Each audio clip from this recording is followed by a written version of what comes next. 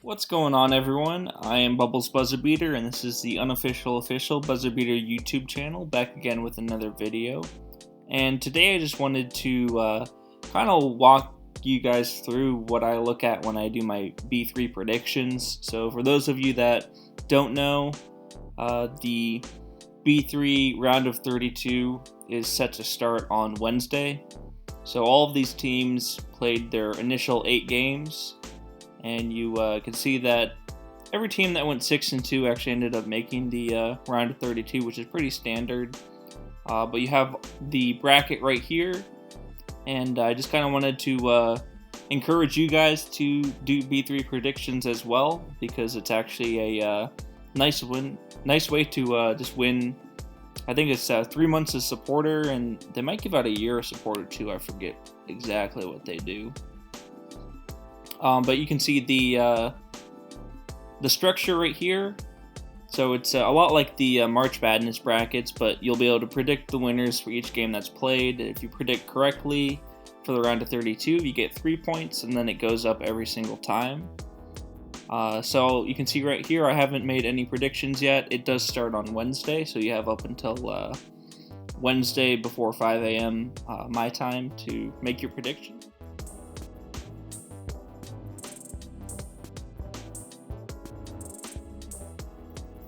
So jumping forward, these are going to be my predictions for the first round, and there are a couple that I will be looking at on Tuesday night or Wednesday morning just to confirm, because a couple teams have injuries that could impact who wins the game and who I'm predicting, with the main one being right here with Belarus Berserk and Timo Boys, because Timo has a injured big that may or may not return in time for the game.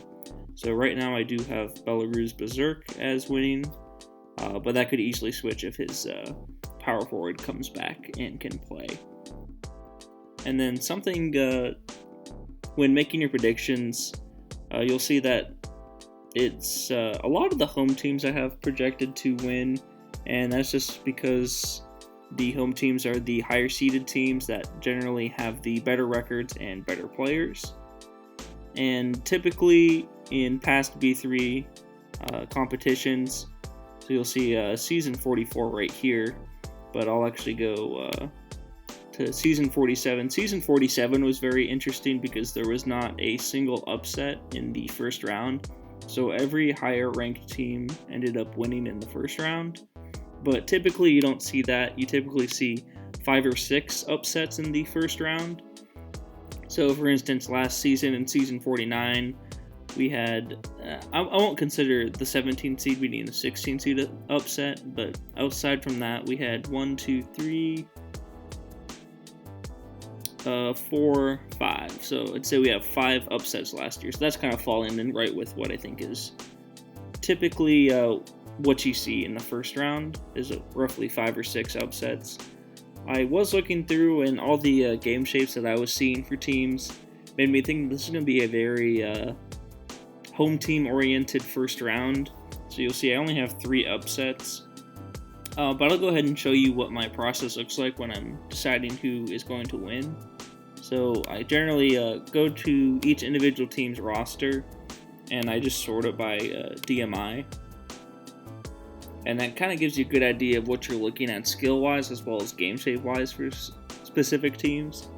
So I like to look at teams first and foremost, see if they had a good game shape update. So you'll see right here, you'll see a couple 8 game shapes, a 9, and then you'll see 2 more 8s, 3 more 8s. So to me, this is a below average update for what you're looking for. Typically, you want at least 2 or 3 of your starters minimum in 9 game shape in order for you to compete well with the other team. So this is what I'd consider an average to below average game shape update. And then going back to the opponent, once again sorting by DMI, you'll see a much better game shape update where you see 3 of the top 4 players in 9 game shape. and then you'll see a good mixture of 8 game shapes as well. But I'd consider this more of an average to above average game shape update. And then also just looking at the salaries of teams in general can give you a good indicator, see how many people they have, as well as how many national team members they have.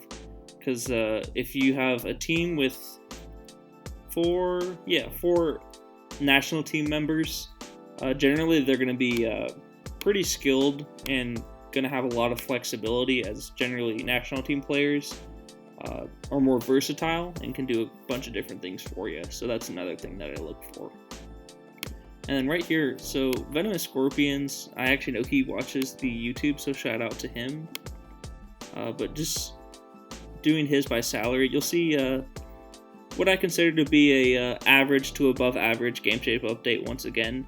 But you'll actually see a bunch of high salary players right here, which is actually pretty amazing that he's carrying this much salary into the tournament, because you'll see a lot of 200k salary guys plus on his roster.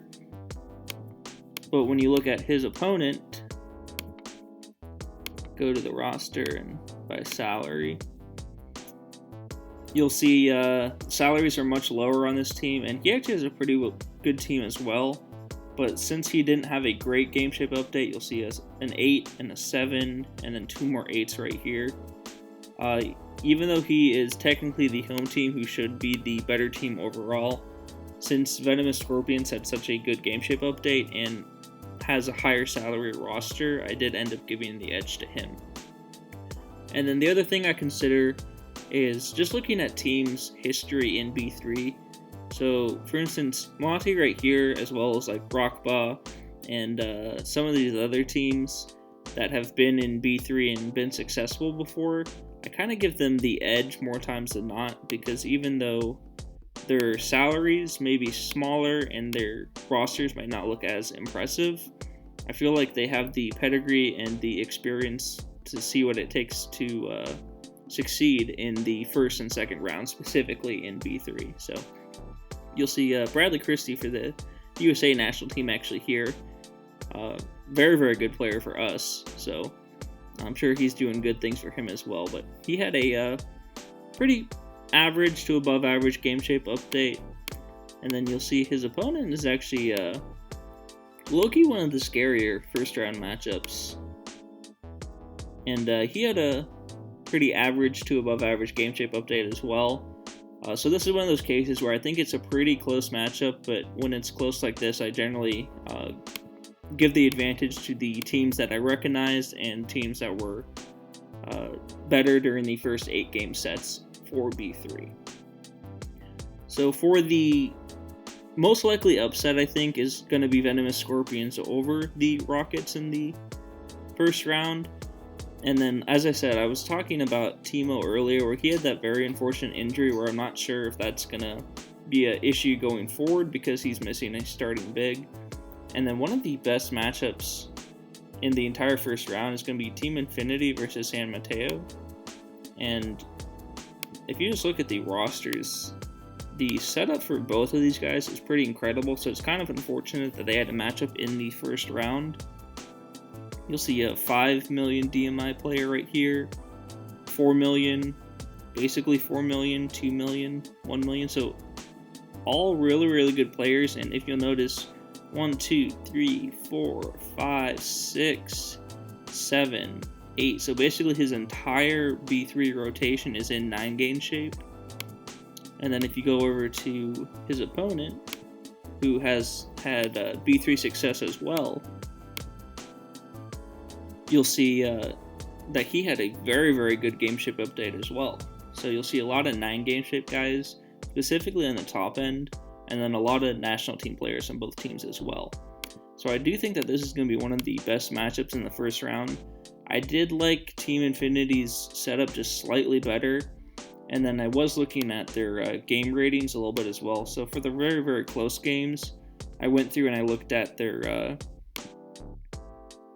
ratings, and I just saw some better ratings that I liked for Team Infinity, both for his home games and away games in different circumstances. So these are going to be one of the games where it really comes down to just game day prep and tactic planning. but obviously we don't have a good grasp of what teams are going to do, so I generally just go with teams with the better overall roster. But that is what we're going to be looking at for the first round of predictions. As I said, they start on Wednesday, so I encourage you guys to put in your own predictions and kind of comment on who you think will do well, who I should be looking out for. And then I can do this for every round going forward if you guys are interested in that. And I know for the rounds going forward, I can go a little bit more in depth on teams and what I think they're doing. Specific players that I think will do well or matter a lot to the game. But for this first round, I mean, honestly, if you just select so if you just went down and you just selected every single home team,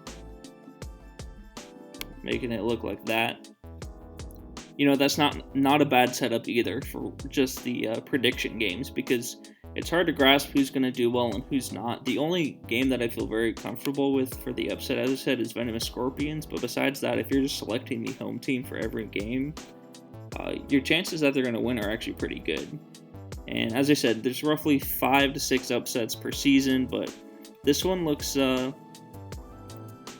less crazy than the previous seasons, at least for the first round. And then obviously game shape changes every single season and every single update, so that's why you see different variations in the first round. But so this is my setup for now. But yeah, guys, let me know what you think about the B3 predictions, and please leave your own predictions and let me know what you guys are thinking. Thanks. I'll talk to you guys soon.